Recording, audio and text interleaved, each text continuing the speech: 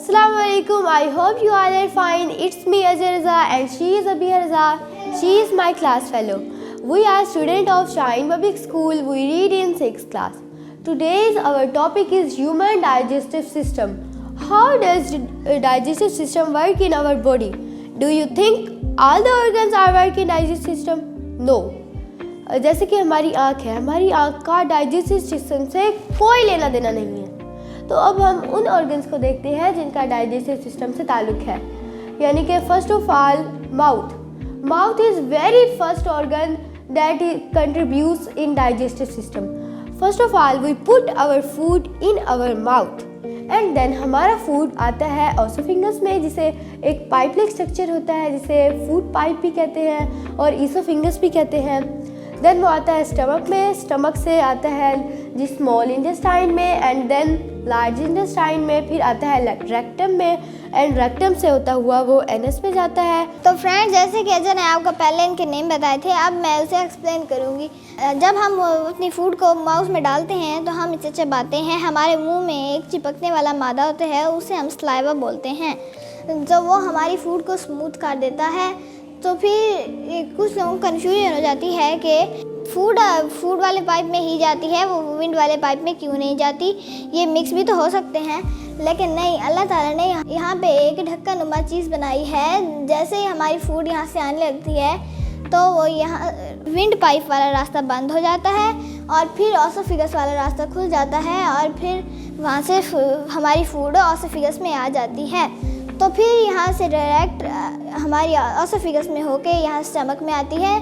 तो स्टमक में यहाँ पे एक ब्लैक चीज़ होती है, उसमें हम स्पिनर कहते हैं। तो यहाँ पे हमारी फूड 2 से 3 आवर्स रुकती है और यहाँ पे सारे न्यूट्रिएंट्स जो होता है वो यहाँ पे सारा एब्जॉर्ब हो जाता है। फिर जब टाइम कंप्लीट हो जाता है तो फिर यहाँ से स्पिनर हट जाता है और फिर फूड हमारे स्मॉल इंटेस्टाइन में आ जाती है। स्मॉल इंटेस्टाइन में वो यहाँ पे न्यूट्रिएंट्स, प्रोटीन्स जो होती है, कार्बोहाइड्रेट्स, प्रोटीन्स जो होती है, वो सारा कुछ वो एब्जॉर्ब कर लेता है। स्मॉल इंटेस्टाइन के ऊपर धागे की टाइप की कुछ होता है, उसे विली कहते हैं। विली में खून की नालियाँ होती हैं, जिससे विली जो न्यूट्रिएंट्स और ये चीज़ें होती हैं विली निकाल के खून की नालियों में एब्जॉर्ब कर देता है। यहाँ पे अब बाकी सारी चीज़ें एब्जॉर्ब हो जाती हैं। फिर बाहर ये एक और अटैच होता है, इसे लार्ज इंटेस्टाइन कहते हैं। फिर ये लार्ज इंटेस्टाइन में वाटर और सॉल्ट्स जो है वो यहाँ पे उसको एब्जॉर्ब करता है लार्ज इंटेस्टाइन। फिर वो रेक्टम में होते हुए एनस से निकल जाती है। इस सारे प्रोसेस को हम एलिमेंट्री कैनाल या गट कहते हैं। यहाँ पे स्टमक के ऊपर एक चीज़ होती है, उसे हम लीवर कहते हैं। लीवर से जूस निकलता है, उसे हम बाइल कहते हैं। बाइल ग्रीन और येलो कलर का होता है और जब ये यहाँ से निकलता है तो ये गॉल ब्लैडर में स्टोर होता है।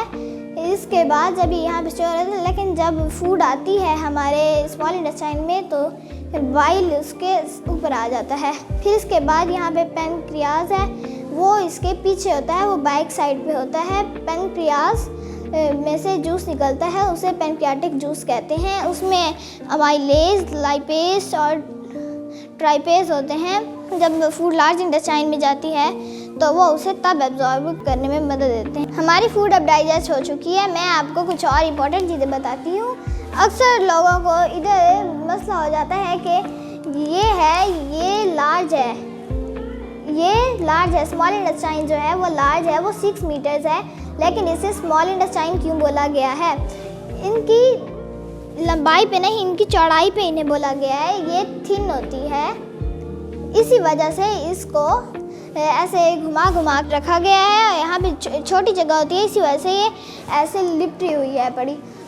तो इसी वजह से हम इसे स्मॉल इंटेस्टाइन कहते हैं। इसकी लंबाई पे नहीं, इसकी चौड़ाई पे हम इसे स्मॉल इंटेस्टाइन कहते हैं।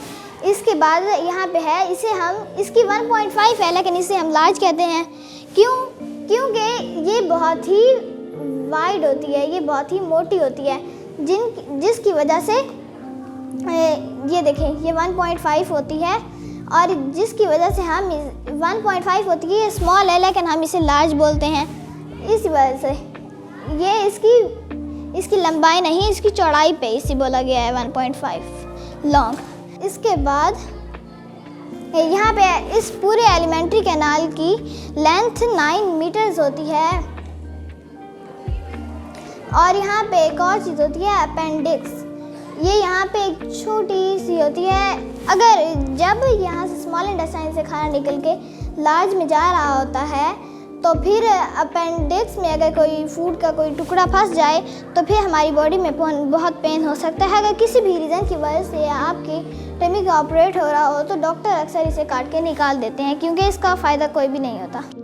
We hope you all understand human digestive system and gut. Thanks for listening us. Bye bye. Bye bye.